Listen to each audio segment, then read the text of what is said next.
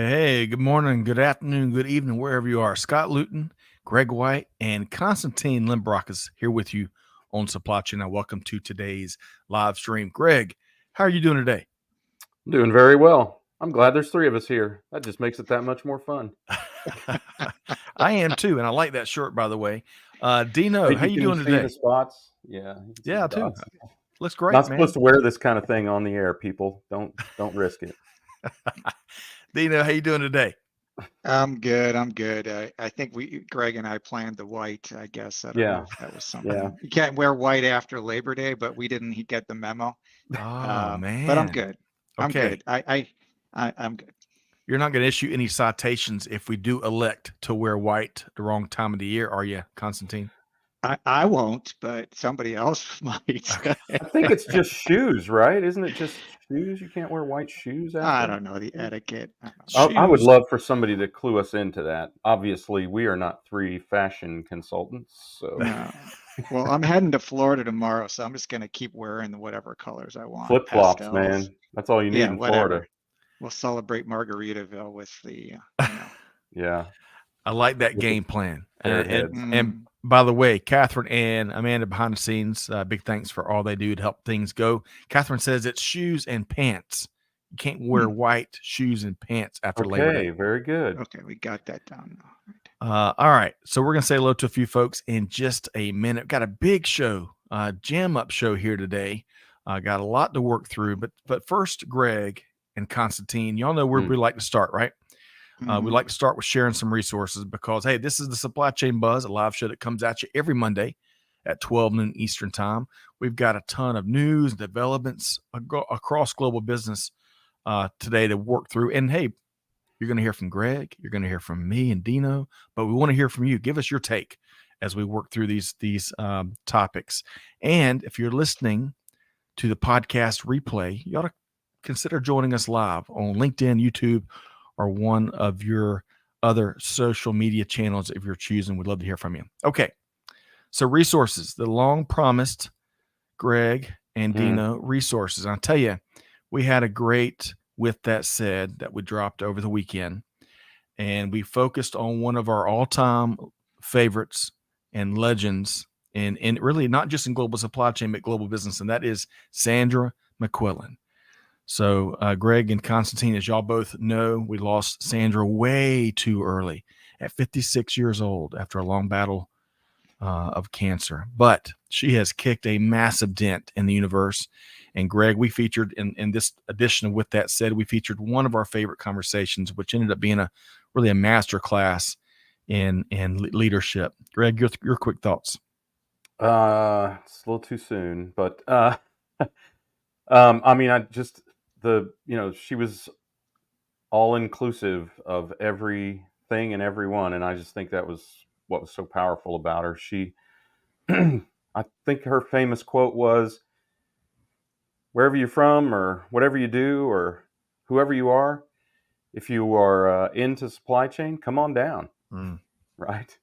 mm. So, yeah, no, that was fully her spirit. So, but also just a fantastic leader, and I would say inspirational speaker. Though it wasn't like that was her goal, right? It was just who she was. Right. Well said. Constantine, I'm not sure if you ever met Sandra, but I bet No. you've been around leaders like that. Your thoughts? Yeah, well, I mean, obviously representing women in leadership roles at Mondelez is an incredible output, and the fact that she lost her battle with cancer, Mm, I can, s- I can help attest to that as a cancer survivor, and mm. we do what we can. We conquer the big C, and those of us that came before us will just remember them and what they go through to make it better. So Mm. that's great that you guys have a fond memory of her. Well said, Constantine. Two final thoughts there on the late, great, one and only Sandra McQuillan, Greg, and you'll, I think, resonate with both of these. First off, the last time we spoke with Sandra, which unfortunately was just about a month and some change before she passed, she was still passionate about driving good change and helping helping make the world a better place, especially in the healthcare space. And man, that spirit that you were referencing a second ago, Greg, came just shining across the Zoom platform. And then secondly, when the first time I met Sandra in person, man, she was one of these folks that when she enters a room, she had a presence.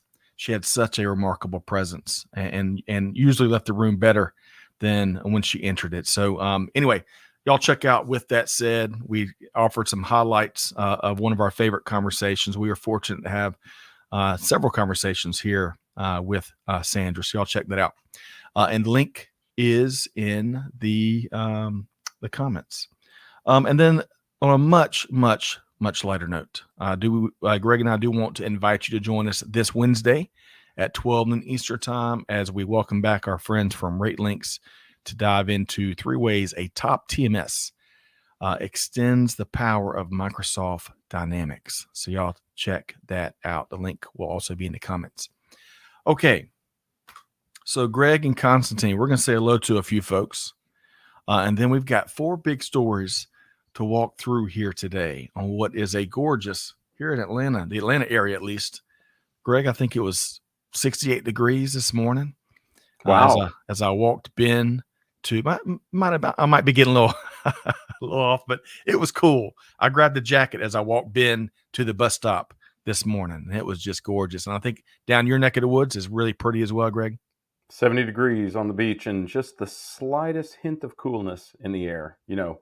It's always humid, but it's so much less so, which is amazing when you have a big giant lake right next to you, to think that it could ever be less humid, but it somehow is. But yeah. So true. Yeah. And almost had to wear socks on my weekly or my morning run today. So. And Dino, up in the Chicago area, is it nice and crisp yet? Oh, yeah, it is. At 5:15 when I did my workout, it was 56 degrees. But it's going to be in the low 70s, so it's very, very dry. We had a huge rainstorm yesterday. It was raining all day, but this weather is beautiful. It's like it is. Perfect. Yeah, next early fall and early spring, 2 of the best times on the planet in the Southeast, at least. Okay, we got a bunch of folks here with us today, and we may not be able to hit everybody, but I want to say hello, Greg and Constantine. Of course, Josh Goody from Seattle is back with us. Happy Monday, everyone. May the caffeine hit your system before the software update headaches start. Oh, we're all getting sounds like somebody that may have gotten a software update today. That's right. Something like that. Hey, Mom. Leah Luton, the pride of Aiken, South Carolina. She says, Hi, Mom. Hey, Constantine. Great to see you, Mom. Love you. Waleed from Bangladesh is here via LinkedIn. Great to see you.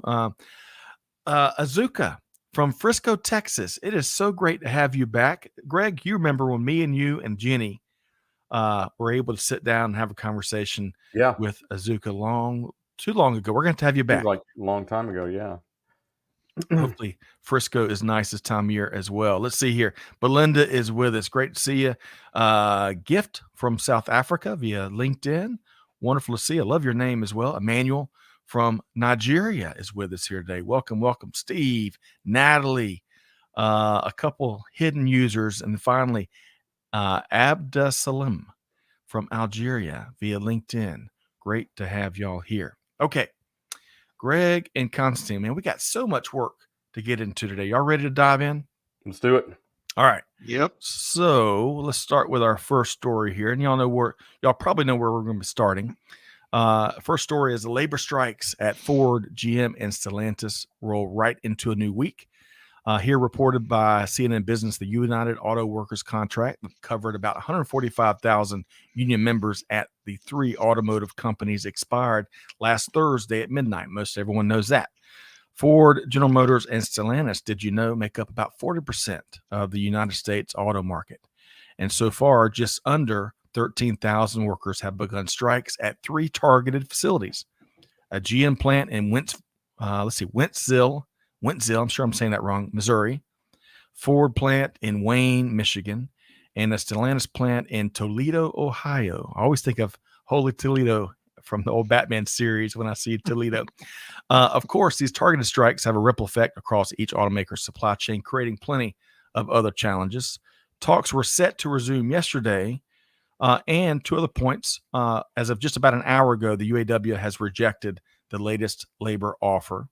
And as many of you may know, this is the first time that UAW has gone on strike against 3 automakers all at the same time. Now, Greg, your thoughts on the situation here? I forgot that yet another company owns Chrysler. So for people who knows that, that is Stellantis. I think that's a division of Fiat. Is that correct? Yeah. Remember the old joke, Dino? How do you say Daimler, Chrysler in German? The Chrysler is silent. That's what all my German friends say. Well, the Fiat I know was fix it again, Tony. So I don't another know. symptom of one of the most most poorly run automotive makers on the planet is that they've been acquired yet again and are in trouble with their unions along with the other makers. This is a really coordinated, I don't know what else to call it, but an attack to try and force the automakers to make dramatic concessions. The UAW is asking for upwards of 36% increase over the next, I'm sorry, I forgot the time frame. 4 years, if I'm not mistaken. 4 years, there you go. Yeah. So that's a substantial increase. Their argument being, well, I'll let Dino take that, but they feel like they are being undercompensated relative to other members of the organization. The difference well, let's get into that later. Yeah. So, I mean, they don't have bad reason to do this. I just think they have bad timing on this because it's a challenging time because these are still makers of fossil fuel vehicles in companies that are struggling to come into the new age of automotive technology. So it's a dangerous ploy. I think maybe they're just trying to get while the getting's good, in case moving to EVs breaks the back of these old-fashioned automakers. That's right, and in particular, GM, of course, has particularly struggled with launching and ramping up their EV vehicle portfolio. Constantine, your thoughts?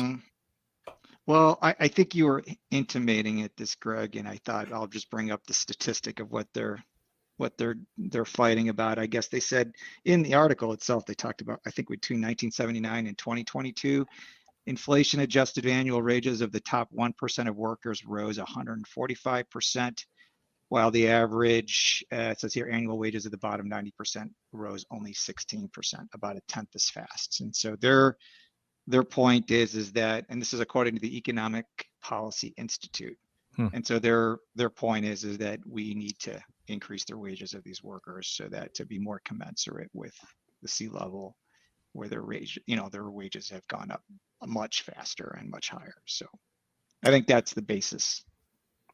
Yep. Agreed. So we'll see. As we mentioned, as Constantine brought to us, Greg, in the green room just before we went live, the latest deal has been rejected. And Constantine, I think that latest deal was 21%, or was the latest offer from the automakers? Yeah, the counter, I think, from the automakers was at 21%. Okay. All right. Turned that down because they're looking I think it's all good for the workers. I don't know. I mean, it's really hard because the labor burden is so heavy for these automakers, because they also, because of the union, have had to employ people that they really don't need and had to eschew automation, kind of like the writers' strike. They've had to eschew automation because they're employing people that probably should long ago have been replaced by automation. It's a huge burden for them, and I mean, I think we're really at danger of breaking the backs of these automotive makers, and it's one of the reasons why reshoring is challenging. I mean, we talk a lot about reshoring efforts, but reshoring has mostly manifested itself not in the United States, but in particularly Mexico, but other USMCA countries, which there's only 2, so I bet you can guess where. Excellent point.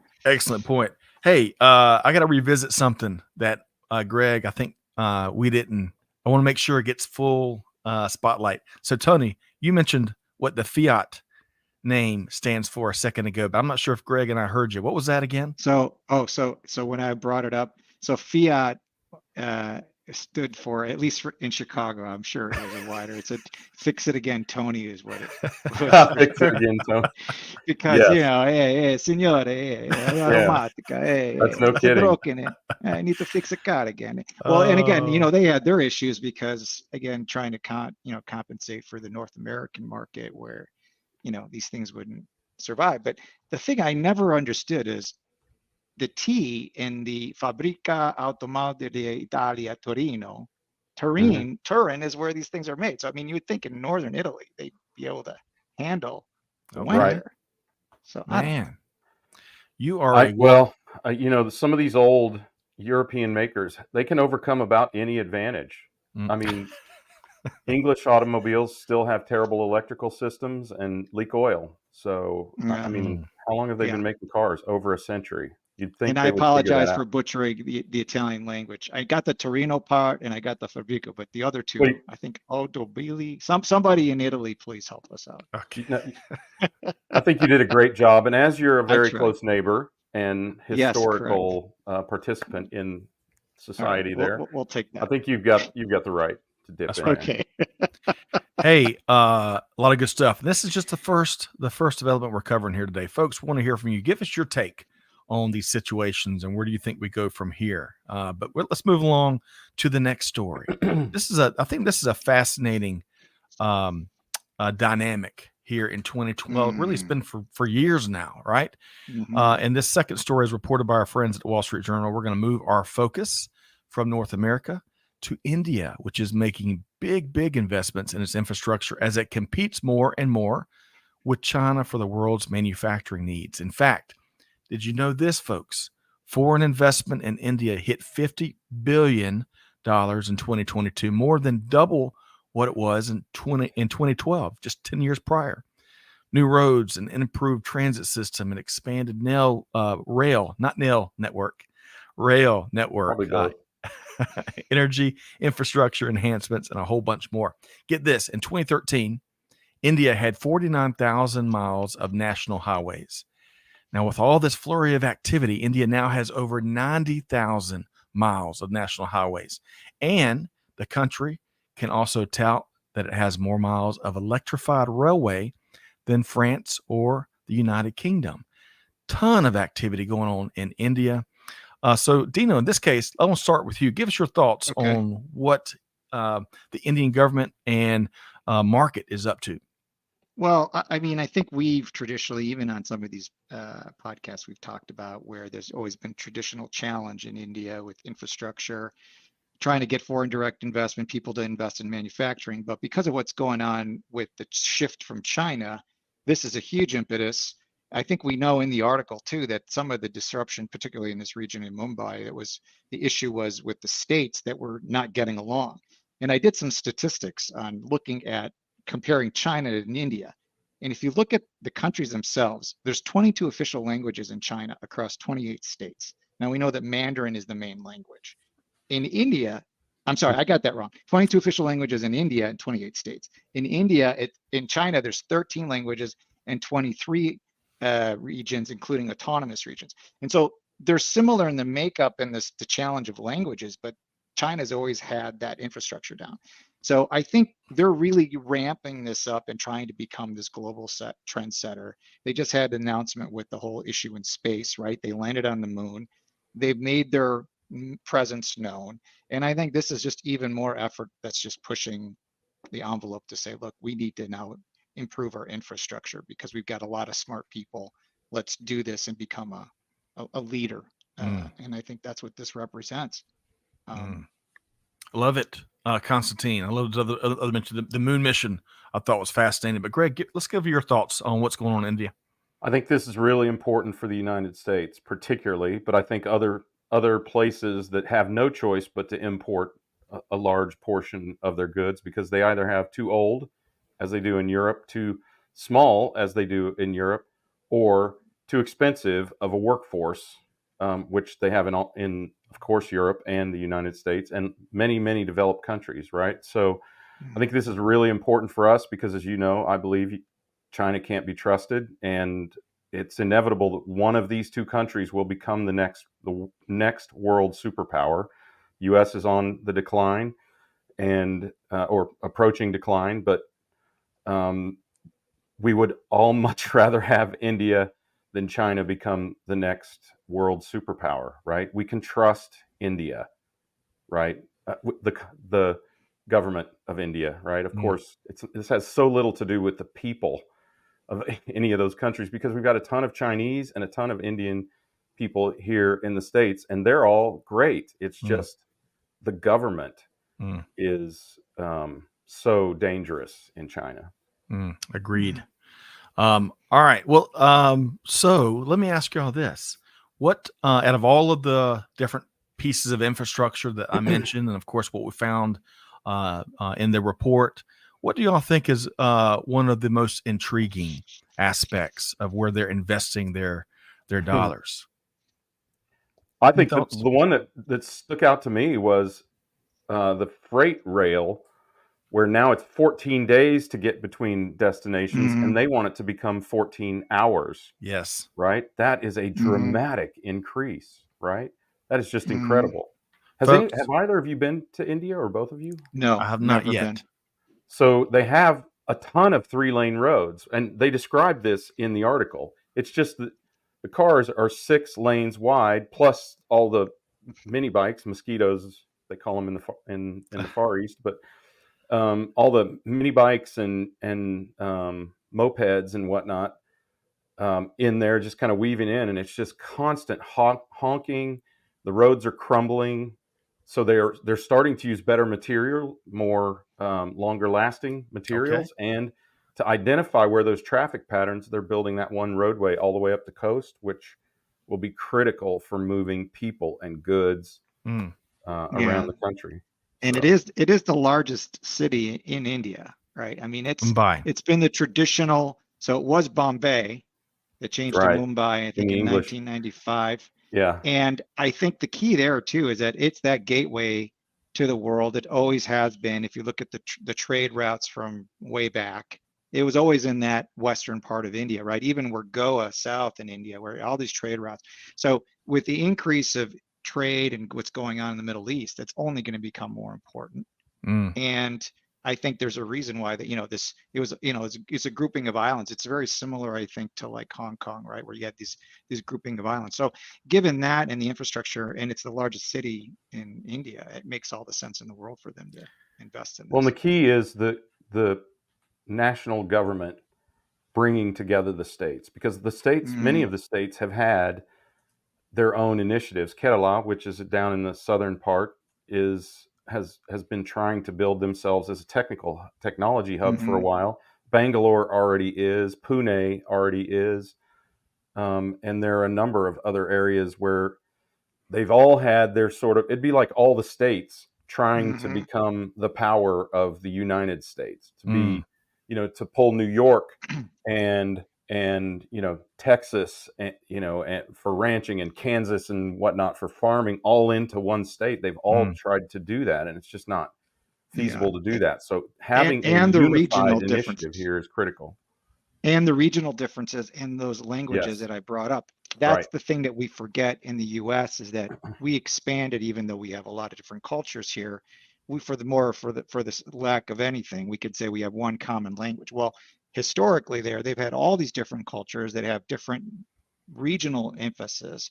And so there's obviously competition. So these are united under one country. But to your point then, Greg, the fact that it's the largest democracy in the world, right, that gives us a hope. betterment. I love that.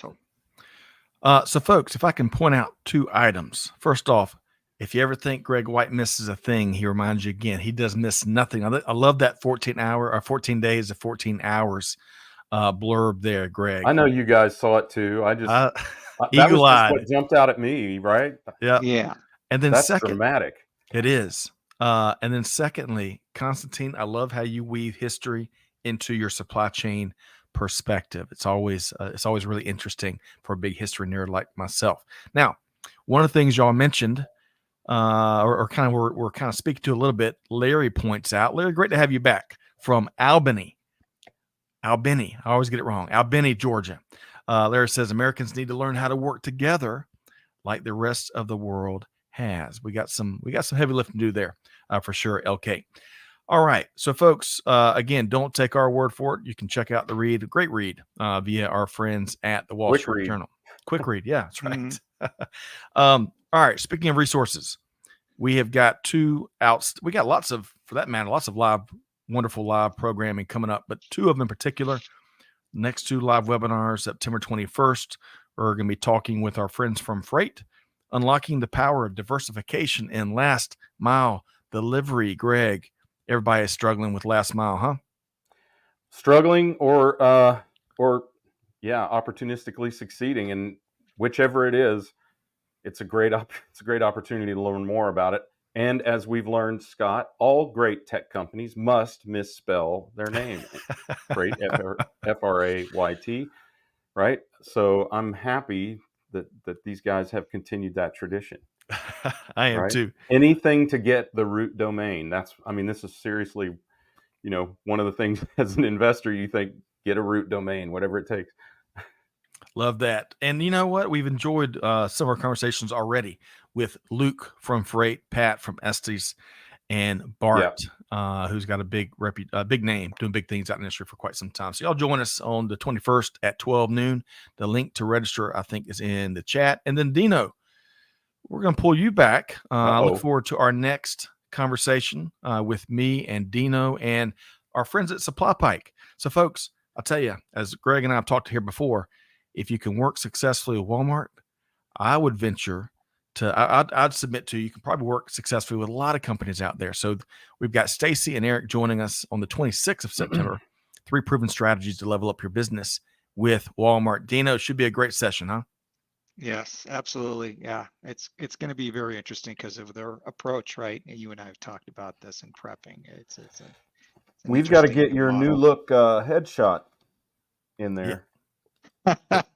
That'll fade. We'll shave this again. It's just Come rotating. on. Just Stay got with to it, keep man. it interesting. It's every couple weeks. Every couple weeks. You got to protect your edge. It gives you that. I think that's what that it is. look. He's like Travis Kelce. He's always changing the look, always keeping it fresh. Always keeping it fresh. Okay. So moving right along. And again, folks, we dropped the links to both of those sessions. They're free to attend, but you got to register. So we got the first one there, unlocking the power of diversification and last mile delivery. And then we've got the 3 proven strategies for leveling up your business with Wally World. Okay, Greg and Constantine. I hadn't heard that phrase in a long time, Wally World. All right.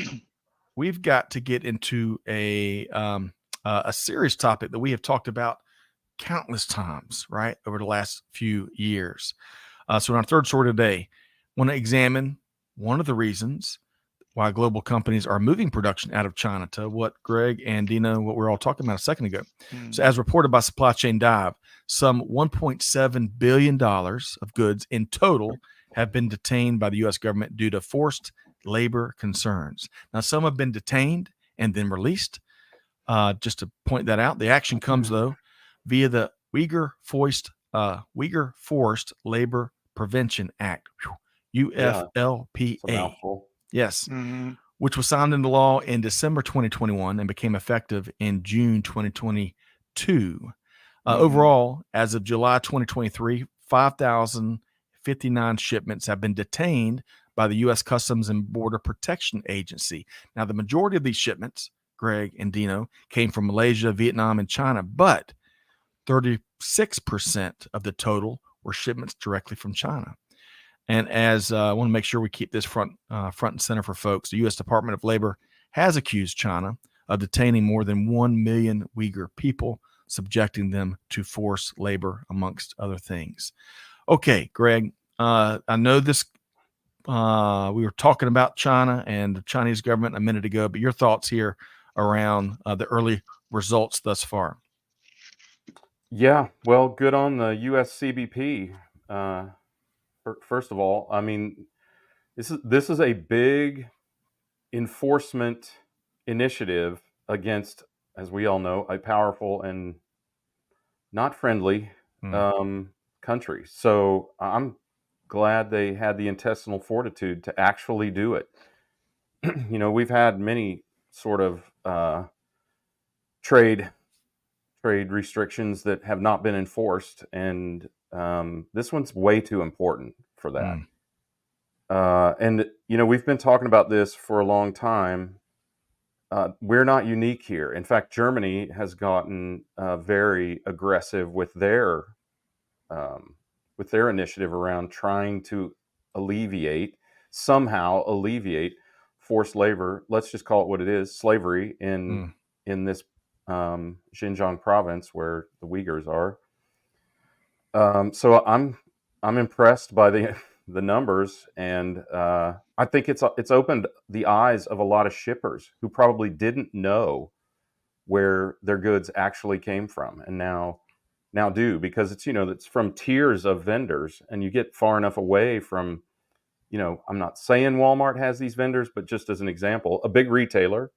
Then they've got, say, Procter and Gamble, and then you just keep going down the line to all the sub vendors that accumulate the raw materials and create the products. A retailer may not even know, or even a consumer products company may not even know who assembles all this stuff, because they're a vendor of a vendor of a vendor of a vendor. So it's a good opportunity to expose that, to give companies the opportunity to do the right thing in the right way, and hopefully to turn China the right way. Although the truth is, those goods are sold and China's already made their money once they've hit the docks. So hopefully companies are learning from this and starting to redirect those goods. I think this ties right into the discussion about India, where these kind of goods can be made in a more ethical way. Yeah. Dino, your thoughts here? Well, I mean, we had talked about this back in, I think it was November last year, and where I butchered the name Uyghur, and it was Uyghur, but we go from there. It's translated. I think it's really interesting to see, again, the progression of this law. To me, it's a context of both the economic aspect and clearly a political one, because, there's other regions in the world too where it just doesn't get this quite attention, because Right. it might be not China. I mean, for years, you've had this conflict minerals. You don't really hear much about that, but it is something that's critical because of the rare earth stuff that's being extracted from Congo. But I think it is, to Greg's point, is something to be lauded, that, again, we're trying to do something to prevent and to show to the world that this is important, and we're going to try to hit you economically. The challenge, I still think, is, though, with the big providers, the big players in China that have these close relationships with these Chinese suppliers, that can become a challenge because of how to redirect. And then I think, even if you look at the percentage that was actually capped, if you look at the 2022 numbers, it said that 1,127 shipments were denied, and then 1,082 were later released. So the actual ones that were kept was less than 2%. And then understanding, again, how the more this is enforced, what the companies in China are going to do to try to rearrange, which is obviously why things like, Vietnam are coming up, because we had talked about this, where they're trying to shift. And so I think it goes really just then going back down to the due diligence and the technologies that you have to be able to I think track what's your important to sub-tiers. understand about this regulation, guys, is that you are guilty until proven innocent in this case, which is a distinctive shift, right? It is presumed that if Xinjiang is anywhere in the manifest, that it was made by slaves, and unless you can definitively prove that it was not. So I think putting the burden back on the shipper, back on the vendor, back on the cargo company, whatever, is a really important tactic, right, to eliminate plausible deniability. If we want good things to happen, we have to eliminate plausible deniability from the evildoers in the world. Well said, Greg. Very well said. All right. Well, we're going to keep our finger on the pulse. I appreciate the great work that Supply Chain Dive does. One of the greatest. I mean, if you're looking for great resources, by the way, folks, Supply Chain Dive and its family of different sites is certainly one of our team's favorites. So check that out. But 1.7 billion with a B in shipments have been detained thus far in just the first year of the act being law. Okay, moving right along. Greg and Dino, man, we are moving at the. Y'all have somewhere to go at 1:00? Because we are we are moving fast. We can stretch it out today. You want to go back to that previous topic? No, we're good. And plus, I mentioned Greg. I mentioned in the green room. I don't have my fire extinguisher handy, so if we keep, I'm worried about the really hot takes that might still be to come. With anything, if we keep talking about conflict minerals, one of us is going to get disappeared. So I'd prefer to move on. We're going to keep driving then. We're going to keep driving in this super efficient edition of the Supply Chain Buzz. Comes to you every Monday at 12 noon Eastern time, and we are live. All right. So Constantine and Greg, this is interesting. So we got more time for this last story because I think this may, for a few folks out there, I think it may surprise them. And we've got between Greg and Dino, we've got some good experience to draw on here, especially in the technology space. So we're talking artificial intelligence, AI. You can't have a conversation these days without, feels like, mentioning that. But in particular, its ability to help companies go greener. However, as reported here by the Wall Street Journal, while doing so, AI may be guzzling up copious amounts of energy, like your Uncle Larry's 1971 Cadillac Eldorado. Now, I don't know if they made an Eldorado in 1971, but you know the image I'm trying. A long boat of a car that got about, 7 miles to the gallon. So, pretty sure they did. I'm sure the Eldorado was a night. I'm sure they. I know they made a 71 Oldsmobile Toronado, which was another one of those kind of cars. Okay. So. Yes. Well, I've always wanted that Boss Hog car. I think it'd be a lot of fun to have that long white convertible. I think that was a Cadillac that he drove around the dirt roads of fake Hazard County, Georgia. That was an Eldorado. Yeah, that was an Eldorado. Oh, was okay. All right. It's a 2-door. I think the Eldorado was the 2-door, right? Right, 2-door, front-wheel drive with a convertible. Yes. Okay. Yes. Yeah, but and it that was door on the was same like chassis as the Toronado, I think. Oh, like the length of like a Toyota. I'm so sorry. This is why for the 1,729th time, I'm reminding myself, watch your car analogies with car folks. So Greg and Constantine. All right. So let's get into this article then. So Constantine, tell us more about your take here on these energy guzzling data centers that fuel AI solutions left and right. Well, I think the bottom line with the article is basically saying so much investments going on into the AI that because of the amount of computing that's happening and going on, it's requiring a lot of energy, especially with this increased investment in things like ChatGPT, which is this next generation AI. And I think one of the main things that's really interesting is that there's a lot of inefficiencies that are occurring as a result of the types of ways that people are approaching this. Because we're in such early stages, it's kind of like we're trying to reinvent the wheel every single time they're going through these computations.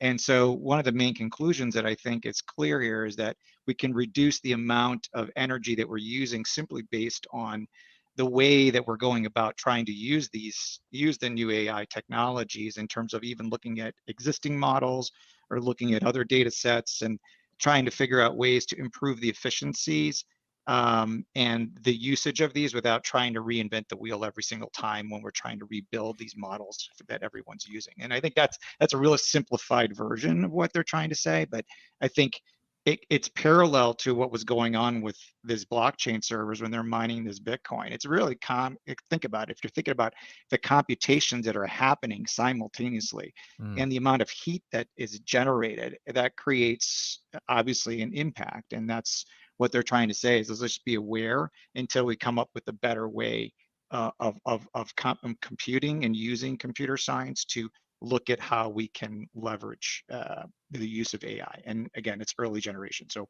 this is, I think, the main point that they were trying to make. Well said. You don't want to, how's the old phrase go? You don't want to rob Peter pay Paul or something like that, Yeah, that's where right. you're over investing, and at the end of the day, you're not moving the needle at all. But Greg, your thoughts on energy guzzling AI? Yeah, well, it's a problem today, just like Bitcoin mining or whatever, all these mining, um, all this mining that's being done. But the good news is, I happen to know this firsthand. The good news is, it's not. I wouldn't say easily, but it is easily impacted. Probably less easily, but still, I think not overwhelmingly difficult to change the algorithms in the AI in particular, so that they are less. What did we call it? Guzzling. Yeah. Less Energy guzzling, yeah. energy guzzling. Yes. Yeah. I always think gas when I think gas or think of guzzling, right? And I know companies that are doing it. So there's hope there, and people are already trying to solve it. And guess why? Because you use less energy or fewer servers, you pay less money for energy and servers. So it all, as always, comes back to economics. So Yeah. when you're making $60,000 or $30,000 a Bitcoin, you can afford to waste energy. And of course, if you're just a gold miner, you'll spend any amount on shovels and hammers and whatnot, just like Levi Strauss made his fortune by selling jeans, much more than most gold miners ever made during the gold rush. Mm. So, if you are doing something that gives you a relatively smaller economic benefit than $60,000 for one coin, you're going to have to be cost efficient. That cost efficiency will drive energy efficiency, and that is the key. Is moaning and wailing does not cause energy efficiency to happen. Economic opportunity or cost is what causes energy efficiency, to happen. And we just have to know that if we want to motivate people to do that, we have to identify for them how it is to their benefit to do so. Yes. Well said, man. Let's bring in this perspective here. So Andre over on YouTube, folks, that's the easy way to plug into our content here. Not only is Andre a big fan of the Eldorado, he keeps it simple too. Eldorado, good car. But Hey, Scott, I want to acknowledge your brilliance here. The Eldorado, Cadillac Fleetwood Eldorado. Yeah. Production 1952 to 2002. 50 years of production of that car. Not always front wheel drive, of course, but not exactly the one you're thinking of. But man, the example picture on Wikipedia is a beautiful 59 Eldorado with the kind of Batmobile look. The fence, Eldorado, sorry. In Kansas, we call it El Dorado, so it's Eldorado. That's true. I'd love to get one. I wish that I was better at maintaining engines and knowing what part and this and that was, and that's always kept me. Plus, I think the prices of these old classic vehicles have gone up along with the spare parts to keep them running. So thank you, Greg, for that factoid. I want to get back to Andre. He or she says, why not use AI to generate models that use less energy? Just a thought. So I think they talk about that a little bit in the article. So we should. Did we post the article? We sure did. Andre, I think you'll be encouraged to read that. That's exactly what people are doing. So good thought, man. Maybe he should be like maybe he does do this. Who knows? Who knows? All right. So Constantine, I feel like you want to get one more thought in there before I kind of take us. Well, I mean, there was an article that was also posted, I think, in July of this year by Harvard Business Review that talked about this problem, and they called out 8 steps that you can take because they know that this is an issue. And here are just some of them: using existing generative models, use energy conserving computational models, use a large model only when it offers significant value. Right. There's a sufficiency concept of don't try to go hog wild and go crazy on all this if you really only need a certain portion to generate for AI to run.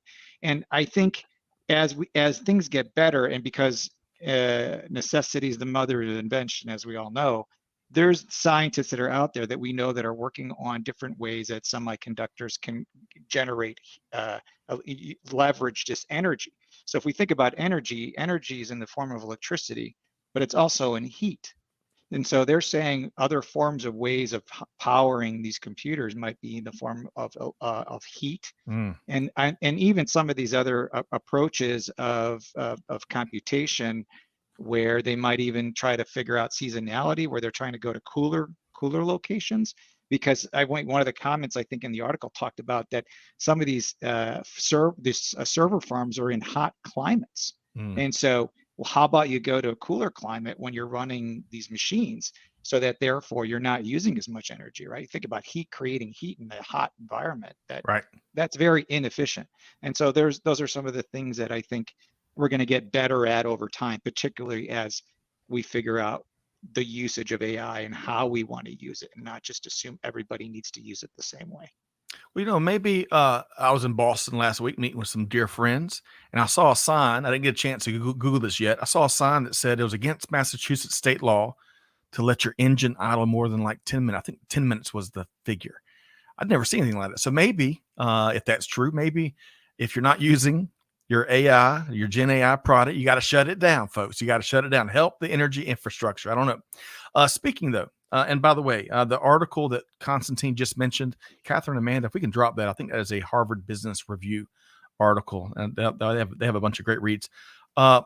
This image here, I think this is probably, Greg, where do you think it's from? Like a server farm or something like that? Silicon Valley? Silicon Valley. It is. That's from a server farm. Yeah. All right, good. I got to check with the tech guru before I say this. But here in Georgia, I remember reading, I think via the Atlanta Journal-Constitution a couple years back, when the state of Georgia won a big Facebook server farm. And I think it's out in Newton County, around the corner.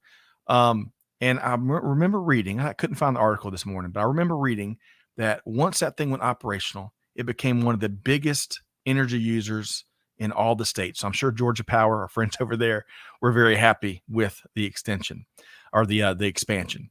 All right. One other point, folks.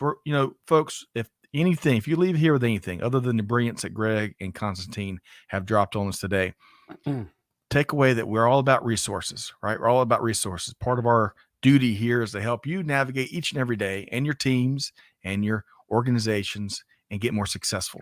To that end, with that said, that we talked about Greg and Constantine on the front end, we find a link to it really quick. One of the sections in With That Said focused on a really neat read that we saw, that I saw about the top 50 Gen AI products according to web traffic.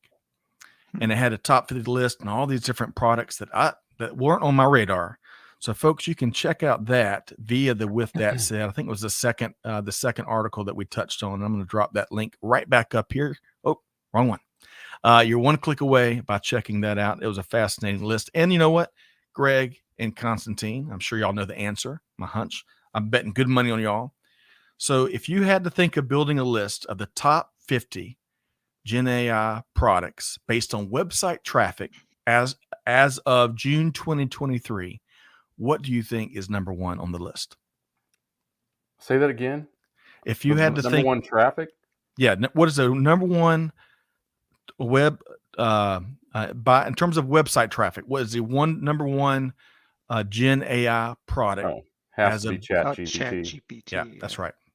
But I will tell you this. The other day, I went to go on the ChatGPT, and they were having problems. So I guess what? I went to Bard, and Bard gave me what I needed. So, well, it's interesting you mentioned that. I'm pulling up the list. Right now, and I'm going to share with y'all the top 10 because this might surprise you. Number one, ChatGPT. Number two, Character AI. This is new for me. Bard was number 3. Poe was number 4. I wonder if that's named after Edgar Allan.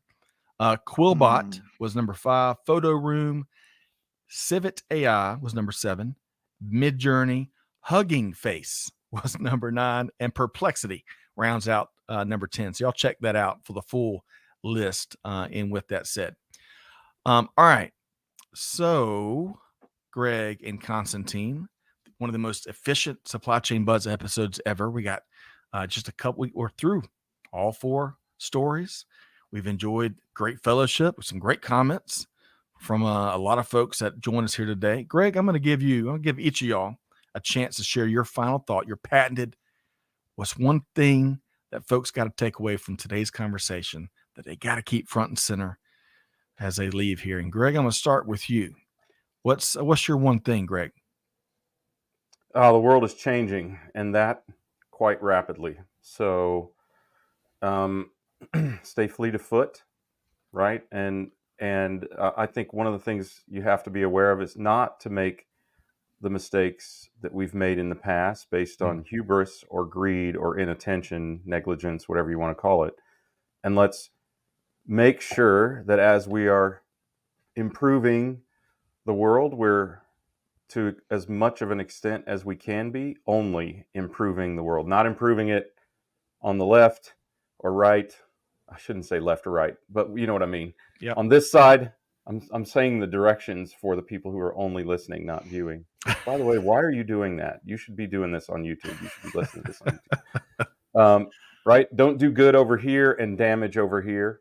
Right? I think you want to be conscious of the repercussions of the things that you're doing as you are advancing the your way, the way of the world, whatever. Fleet of foot, good phrase. And Constantine, he also mentioned a good word, hubris. I don't know about y'all, but every time I see the word hubris, I always think for some reason that the S is silent, so I say it in my mind as hubri. I don't know why, ever since I was a kid.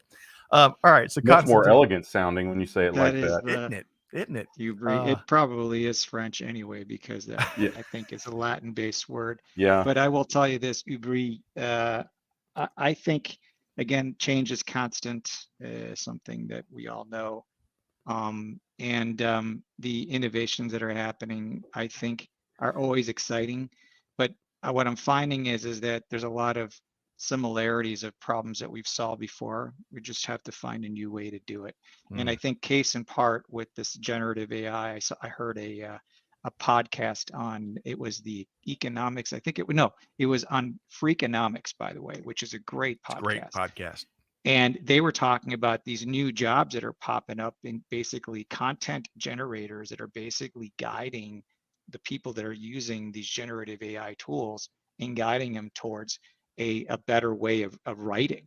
So to your point, Greg, about changing, and we're talking about how, new things are coming by way of these technologies. There's also new opportunities. And I think that's something we should always keep in mind.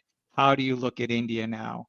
How do you work with technologies that are helping monitor due diligence? How are you using generative AI technologies to do what you do? It's not an if or an and or, but it is not an or, but an and. I think that's something you often say, Scott, and I think that's what this is here too.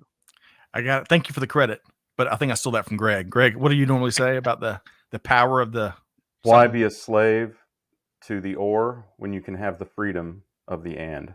Ooh. There you go. I like that. Man, that sounds good. Hey, by the way, I can't remember who I stole that from, or I would give them credit for it. Let's see here. Catherine in the back office there confirmed it is hubris, and I figured Greg's always right, hubris. But I should add, Andre says my wife also says hubris, so thank you for making me feel a little better, Andre, and your wife too. It probably was some time ago ubri. If you look at it, because the H is often, as Constantine said, it's often not pronounced. An H is often not pronounced at all. Well, yeah, that's true. We're going to do I'm sure Constantine will do a next time you're on. I know you'll know. Yeah, that's right. All right, and I do need to give credit. We have to hash this out since we got a couple extra minutes here. Okay. How come sometimes we call him Constantine instead of Dino? I know you don't really have a preference one way or the other, but for our listeners, should we take a vote or just kidding? What do you go by most? For the record, this is all Scott, because he asked me that, and he said, "Do you have a shortened version of your name?" And I said, "There are many names and many derivatives of the name Constantine. Yeah, Costas or Dino, right. or Tino." And he heard the word Dino, and that stuck in his head. So Okay. that's where this all comes So from. it's not even Dino?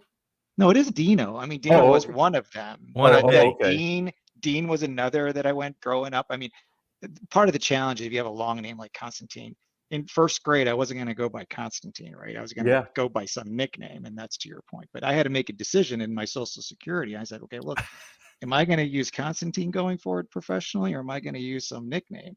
And a lot of people do change their names officially because it's just too long, but Sure. I stuck with it. I like it. It's regal. It is regal, is. and I like it. There you go. So it's okay to use both. You can use both. You Okay. have the freedom. And as Moaz says, also Kostas is another one that's really good. Kostas, I already yes. have a friend named Kostas Yes. though, so that's There you go. right. So I have to. All of those are derivatives. All of the things. Love it.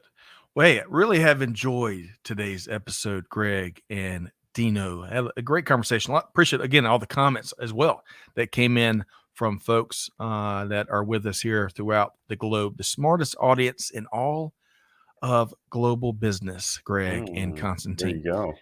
All right, folks, it's Monday. Hope y'all have a wonderful week ahead. Big thanks to Greg and Constantine for joining us here today for the Supply Chain Buzz, live every Monday at 12 noon Eastern time, except on Labor Day and other select holidays. And big thanks to Catherine and Amanda behind the scenes helping to make production happen as always. This is what I want to close on here today. So I really appreciate Greg and Constantine, did we give you your full key takeaway moment? I got wrapped up in we your... did. Okay, No, making we're sure. all good. All right. We're good. Checking my boxes. Okay.